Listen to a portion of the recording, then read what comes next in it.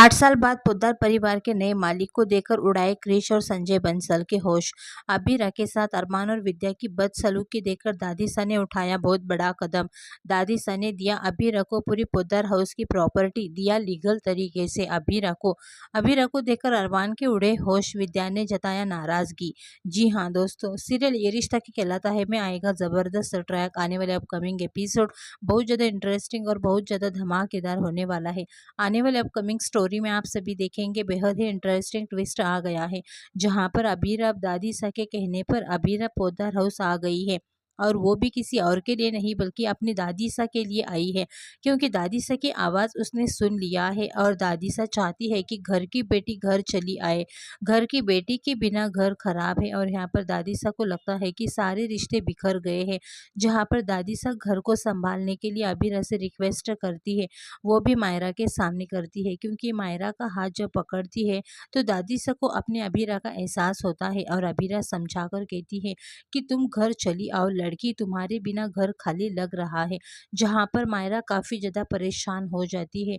उसे लगता है कि दादीसा बिग दादी मेरा हाथ पकड़ी है लेकिन मम्मा को याद कर रही है। वहीं पर मायरा जो है ये भी फील करते हुए नजर आएगी, वो भी अपनी मम्मा को याद कर रही होगी, और ये सब कुछ अबीरा पीछे दरवाजे में खड़ी होकर सुन रही होगी आने वाले अपकमिंग एपिसोड में, कि जिस तरह से वो अपनी माँ को मिस करती है उसी तरह से इस घर के कई सारे मेंबर्स जो है जो कि अबीरा को मिस करते हैं। अब यहाँ पर आप सभी देखेंगे मायरा जो है वो हॉस्पिटल में जैसे ही दादी डिस्चार्ज होगी वो अपनी हॉस्टल को रवाना हो जाएगी मुक्ति के साथ।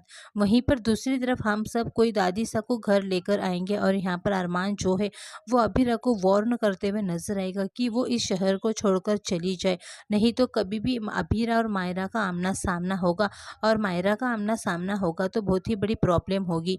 जहां पर अरमान अबीरा को ये सारी चीज़ें कहता हुआ नजर आएगा। आप सभी को बता दें यहाँ पर अब दादीसा के आने से सभी खुश होते हैं, और पोद्दार हाउस में दादीसा एक पार्टी अरेंज करती है और जिसमें अबीरा को भी आना होगा।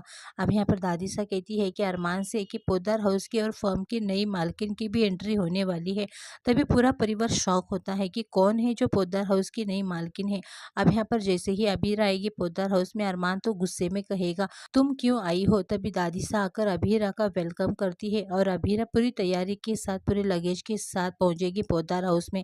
लेकिन यहाँ पर विद्या जानबूझकर अबीरा को टॉर्चर करना शुरू कर देने वाली है, क्योंकि उसे पता है कि सच्चाई क्या है, और अगर वो सच बाहर आ गया तो विद्या के साथ काफ़ी ज़्यादा बुरा हो सकता है।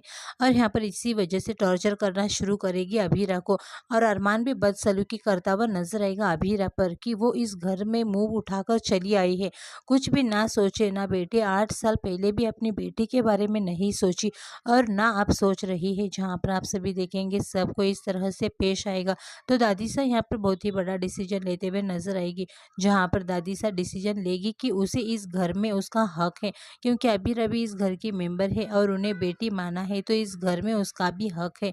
तभी यहाँ पर दादीसा के नाम पूरा पोद्दार हाउस है, पूरी पोद्दार हाउस की प्रॉपर्टी जो है वो अबीरा के नाम करती हुई नजर आएगी, जिससे उसे कोई घर से बाहर ना निकाल सके। और ये सारी चीज़ें देखकर अरमान और विद्या को बहुत ही बड़ा झटका लगेगा।